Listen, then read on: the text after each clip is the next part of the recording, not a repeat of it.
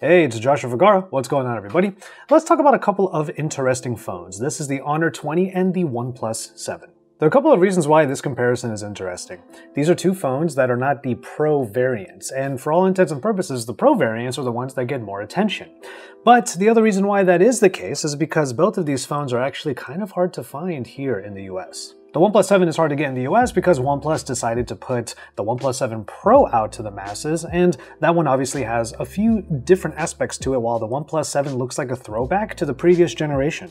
The Honor 20 is a phone that kind of continues a trend from Honor. I mean, you used to see Honor phones a lot on places like Amazon, but now this is not the case for the last couple of generations. And of course, there's all of that, well, other stuff going on. Like I mentioned before, the OnePlus 7 actually looks a lot like the OnePlus 6 or the OnePlus 6T. It has a lot of the same design cues, even though it does retain some of the colors that you see in the OnePlus 7 Pro. In particular, this really shiny, glossy, reflective mirror gray. Like many smartphones these days, there's no headphone jack, but there is the alert slider, another trope that comes on a lot of OnePlus devices. And the reason why this phone kind of looks a little old school is because, well, it has that notch at the top. It's a teardrop notch, and it just houses that front-facing camera, so it's not all that intrusive. But of course, this is not something that you find on the OnePlus 7 Pro, which has a pop-up camera. On the other hand, literally, the Honor 20 is the understudy of the Honor 20 Pro. It still has a really colorful backing, the same colors as the Honor 20 Pro, including this really nice Icelandic blue. You still get that hole punch design here, something that we originally saw in the Honor View 20, and it continues here. It still looks really nice. It's a small hole punch that is nestled right in the notification area. So it allows for an almost full screen display, but there are some elements around the phone that are pretty unique as well. Mainly the fact that it has a fingerprint reader embedded in the power button as opposed to the in-display fingerprint reader on the OnePlus 7. One thing that I came to really appreciate about these phones is their handling. The footprints of these phones are not all that big compared to especially their Pro variants, especially in the case of the OnePlus 7. The OnePlus 7 Pro is just a big phone in general, and this just feels a lot more comfortable. The Honor 20 actually has a bit of a rounded design all over the place, so it is resting really easily in the hand, and one-handed usage is good across the board. But then we can get into some of the other details and specifications. Now, the OnePlus 7 has the greater internals, 256 gigabytes of onboard storage, 8 gigabytes of RAM. As far as performance is concerned, you have different processors here, but the experience is largely the same between these two.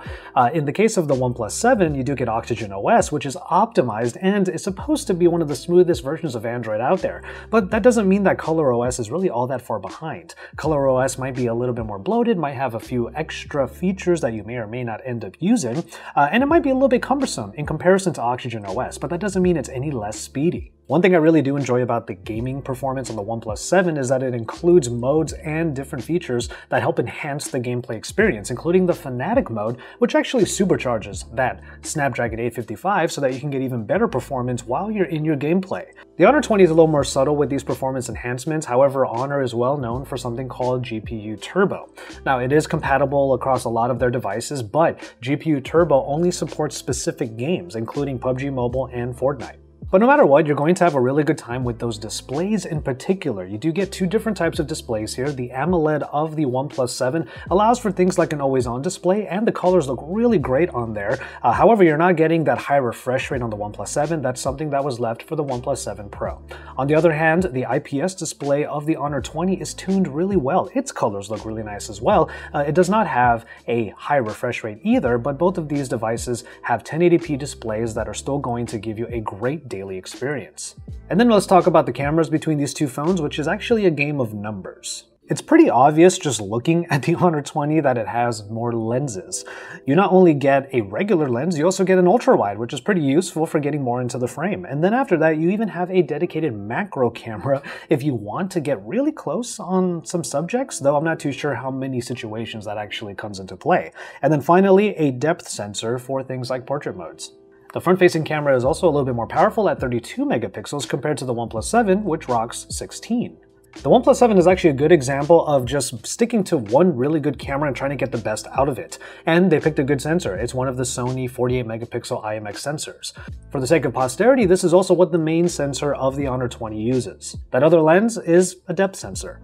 So the main comparison between these two would have to be between the two main lenses, and they both perform really well. After all, this is a sensor that we've seen on a lot of phones by now, and it's doing a great job across the board. However, the Honor 20 kind of edges the OnePlus 7 in this comparison because it just gives you more options. That ultra-wide is something that's really appreciated from time to time, and then the front-facing camera is able to get some highly detailed photos, at least until you turn on the beauty modes, and then you soften a lot of the details out. I guess the main way of talking about the camera experience on here is that you're going to get a pretty similar experience between the two because the main sensors are very similar. However, with the Honor 20, you just have a little bit more to play with if you decide to do so. As far as video is concerned, both the videos on these phones turn out some pretty good results. However, it's the OnePlus 7 that is capable of 4K 60 frames per second. So the Honor 20 has a little bit more in terms of the camera, but the OnePlus 7 has a little bit more in terms of the internal specs. There's this game of one-upsmanship here, but what I noticed in my usage of these two phones is that the experience is strikingly similar. There's good handling across the board and good software, depending on which one looks better to you. And then the batteries are pretty much the same capacity with power-saving modes found inside of the software, so you can get this phone to work pretty much all day. And then fast charging is available on both. The camera experience is similar, like I already said, and ultimately these are two phones that are pretty much neck and neck. It's just unfortunate that they're not available in more places because they are very easy to use, very enjoyable devices. So in a nutshell, I like both of these phones, and like I alluded to at the beginning of this video, it's a bit of a shame that we don't get these versions of the phones, or even these phones at all, available here in the US. But they're available in many other places, so if you happen to have one or both of these phones, maybe you can let us know which one you would choose in the comment sections down below. I'm going to hand off the discussion to you. Let's talk about these phones and see which one you guys all prefer. But for now, we're going to go ahead and call it on this one. Thank you so much for watching, and get into the comment sections down below to have a discussion about the Honor 20 and the OnePlus 7, the comparison between the two, or which one you would pick, or even then, just talk about the phones themselves because they are rather rare commodities these days. After that, subscribe to this channel if you haven't already, and don't forget to drop some likes on our video so we know you love what we're doing here at Pocketnow. After that, we're just going to go ahead and call it on this one. Thank you again, and we will see you in our next video.